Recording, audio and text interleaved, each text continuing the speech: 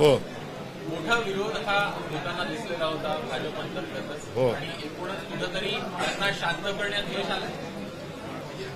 नाही, पार्टी लेवलला माननीय देवेंद्रजी फडणवीस साहेब, आदरणीय प्रदेशाध्यक्ष चव्हाण साहेब, पालकमंत्री आमचे सोलापूर जिल्ह्याचे जयकुमार गोरे साहेब आणि सचिनदादा कल्याण शेट्टी साहेब यांनी स्थानिक जे विरोध होता त्यांच्या कानावर घातले आणि की आपल्याला मानेनं आपण शब्द दिलेला आहे तर आपल्याला प्रवेश देणं गरजेचं आहे.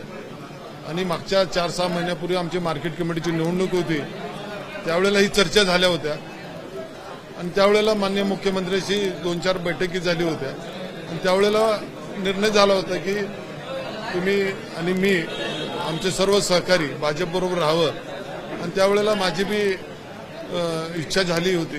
त्यामुळं मी त्यावेळेला माझ्या भावना व्यक्त केल्या होत्या. पण काही काळामध्ये अनेक लोकांचे सोलापूर जिल्ह्यातले प्रवेश झाले होते, पण माझ्या नावाला काही स्थानिक कार्यकर्ते मला विरोध केले होते. पण माननीय मुख्यमंत्र्यांनी आणि इतर सर्व पालकमंत्री असू दे, सचिनदादा कल्याण शेट्टी साहेब असू दे, प्रदेशाध्यक्ष असू दे, त्यांना सांगितलं की आपल्याला दिलीप मानेला सोबत घ्यायचं आहे आणि ते भाजपच्या विचारसरणीबरोबर राहत असतील तर आपल्याला काही हरकत नाही आहे.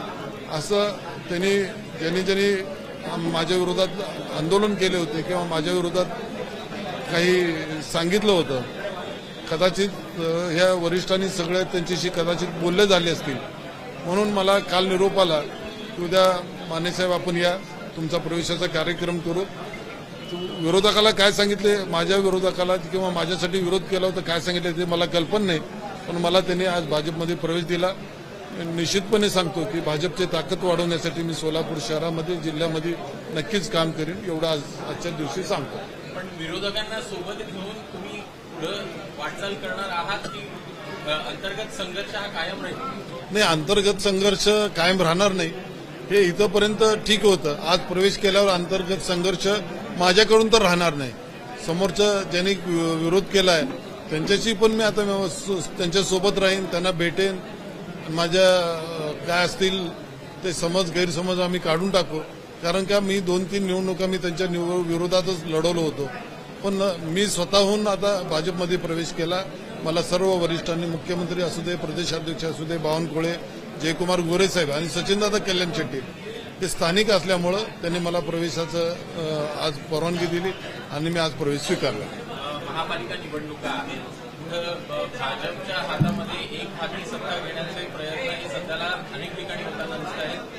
तशाच प्रकारची वाटचाल म्हणावं लागणार आहे या निवडणुकीबाबत? नाही, ऑलरेडी आता तिथं भाजप एक हाती सत्ता निश्चित येणार आहे आणि मी निश्चितपणे माझी जेवढी ताकद आहे, माझ्या मतदारसंघामध्ये जेवढे नगरसेवक आहेत, मी आमचे सर्व आता भाजपचे पदाधिकारी, सहकारी आणि पालकमंत्री हे सगळ्यांनी मिळून शहरातले जे 3 आमदार आहेत त्यांचे सोबत घेऊन निश्चितपणे भाजपची एक हाती सत्ता सोलापूर महानगरपालिकेमध्ये येईल.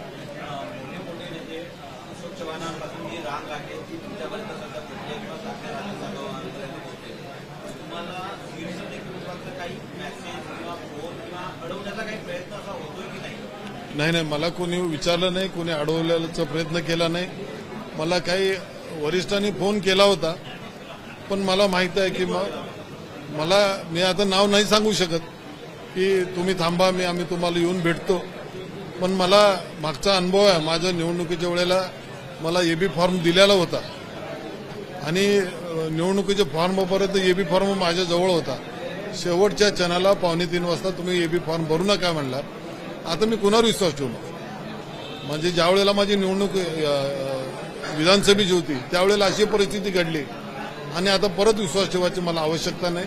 एवढा मोठा माझी विनिंग कॅन्डिडेट मी त्यावेळेला होतो. अशा परिस्थितीत मला असं केल्यावर मी आता कुणाचं ऐकायच्या मनस्थितीत नाही आहे.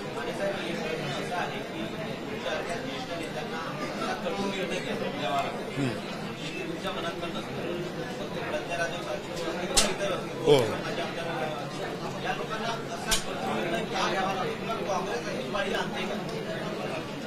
काँग्रेस वर कोण विचारतच नाही खाली काय चाललंय, विकासाचं काय चाललंय, तुमचं काय चाललंय. खरं तर माझे वडील पण काँग्रेसमध्ये होते. ते 2 टर्म आमदार होते, 67 साली 85 साली. मी आमदार होतो, मी अनेक कमिटीवर आता सध्या काम करतो, सहकारी संस्थेवर वगैरे, आणि कोणी विचारायलाच तयार नाही खाली काय चाललंय, विकासाचं काम काय नाही. मग असा निर्णय घ्यावा लागतो. कार्यकर्ते टिकवण्यासाठी ही सगळी परिस्थिती असते. नाही, एवढ्यात काय माझा संवाद झालेला नाही, आणि हर्षवर्धन सपकाळ कदाचित माझी ओळखत पण नसतील, कारण का मी ज्या वेळेला आमदार होतो त्यावेळेला आमदार नव्हते. धन्यवाद सर.